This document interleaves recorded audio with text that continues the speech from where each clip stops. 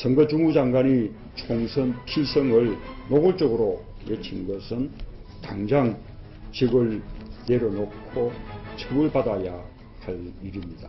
스스로 직을 내려놓지 않는다면 탄핵받아야 할 일이라고 생각을 합니다.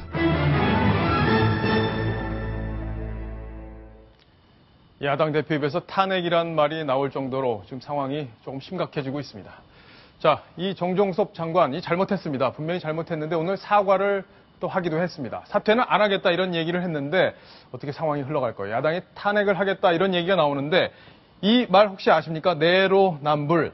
내가 하면 로맨스, 남이 하면 불륜. 이 얘기를 압축해서 요새는 내로남불이다 이런 표현을 쓴다고 합니다. 과연 이와 맞는 상황인지 또 한번 분석을 해보겠습니다. 전 차장. 네. 지금 야당에서는 어떻게든지 이번 이슈를 그냥 계속 밀고 가겠다 이런 건가요? 탄핵 소추를 내겠다고 이제 엄포를 놨죠. 물론 실제로 낼지 안 낼지는 좀 더 지켜봐야겠습니다만 오늘 정종섭 장관이 사과 성명을 발표를 했습니다. 하여튼 잘못했다. 앞으로 선거 중립 잘 지키겠다고 하면서 사실 내놓은 해명이 조금 웃겨요. 연찬회 끝나고 저녁 식사 자리가 있었는데 평소 술을 잘 안 하는 저로서는 갑자기 건배제가 들어와서 건배사를 좀 해봐라. 준비 하나 정도는 해갔어야 되는데 예. 갑자기 생각이 안 나서 브로셔에 있는 거 보고 갑자기 그냥 그대로 했다. 그 브로셔에 총선 승리가 있어서 그냥 총선 필승. 그게 예. 그냥 했다 이렇게 하는데 그런 이제 사과 해명을 내놓으니까 새정치연합에서 말도 안 되는 얘기다.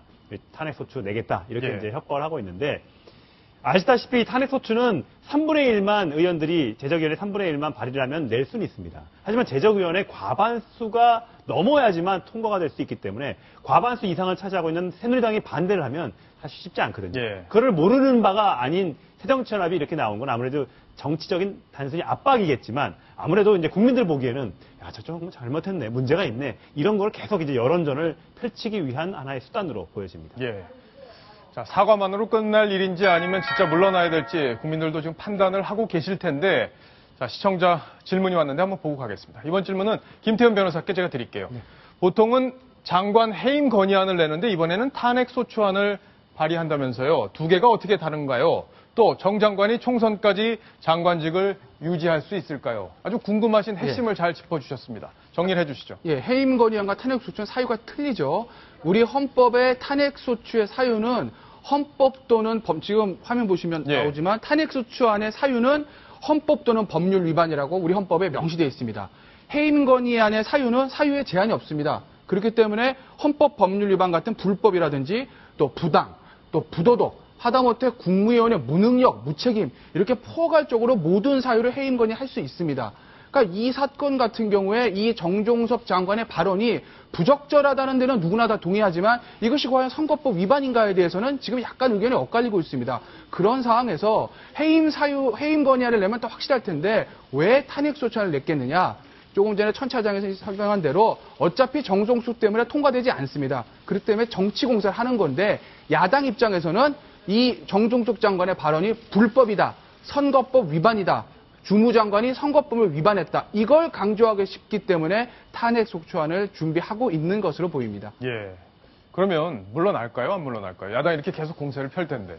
그것도 질문이 있었어요. 답을 안 해주셨잖아요. 뭐 어느 공직자분이 그렇게 말씀하시지 않습니까? 뭐 공직자가 물러나는 게 내가 물러나고 싶다고 물러나는 것도 아니고 내가 하기 싫다고 안 하는 것도 아니다. 뭐 이런 분을 예전에 어떤 총리 후보자가 한 예. 데가 기억이 나는데 결국 이 정종섭 장관의 진퇴 여부는 청와대에 계시는 박근혜 대통령이 결정하실 문제라고 보이지만 일단 어찌됐든 간에 제 개인적으로 생각은 선거법 위반이라고 보기는 어렵지만 주무장관으로서 굉장히 부적절한 행동을 했기 때문에 사과를 하는 게 맞고 그런데 오늘 다행히 사과를 하지 않았습니까? 예. 저는 물러날 거로 보지는 않습니다. 네.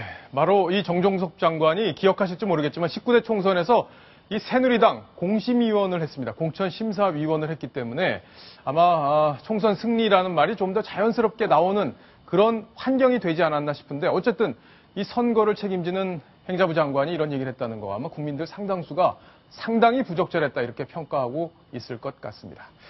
자, 일단 오늘 정종섭 장관이 사과를 했습니다. 그런데 국민들의 눈높이에 다가가는 그런 사과였을지 아니면 정말 변명으로 일관한 사과였을지 직접 들어보시고 판단해 보시기 바랍니다.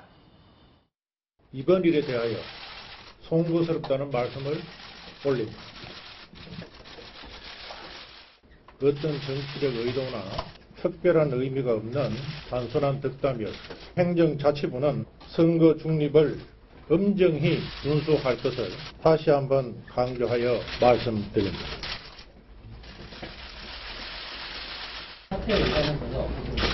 저는 장관으로서 제가 맡은 소임을 하는데 최선을 다하겠습니다.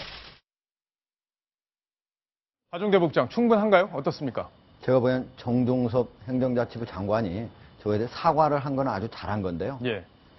그 자기는 덕담이었다 이렇게 얘기를 하는데 과연 그걸 덕담으로 받아들일 수 있는 국민이 얼마나 있을까요? 그리고 게다가 내년 4월에 총선이 있는데 그 총선을 관리하는 거기에서 가장 선거 중립을 책임져야 할 주무 행정장관으로서 그거를 과연 앞으로 계속 그 자리에 있는다면 과연 새정치민주연합 그리고 새누리당 사이에서 중립을 잘 지킬 수 있을 것이다. 이렇게 과연 우리 국민들이 얼마나 생각할 수 있을까요? 예. 저는 적어도 예를 들면 지방자치단체장을 뽑는 자리였다든지 뭐 그랬다면 모르겠지만은 지금 현재 국회의원 총선이 남아있는 상황에서는 적어도 그 자리에서 내려오는 것이 예. 오히려 올바른 처사 아닌가 이런 생각이 듭니다. 알겠습니다. 천 차장. 네. 그런데 문재인 대표가 지금 이제 탄핵을 계속 밀어붙이겠다 이런 입장인데 과거에 이제 노무현 전 대통령이 그 열린우리당을 지원하겠다. 내가 할 수 있는 한 법적인 것이 허용하는 한 내가 다 지원하고 싶다 이런 얘기까지 해서 이제 선관위로부터 경고도 받고 했었는데 네. 그 당시에 이제 민정수석으로서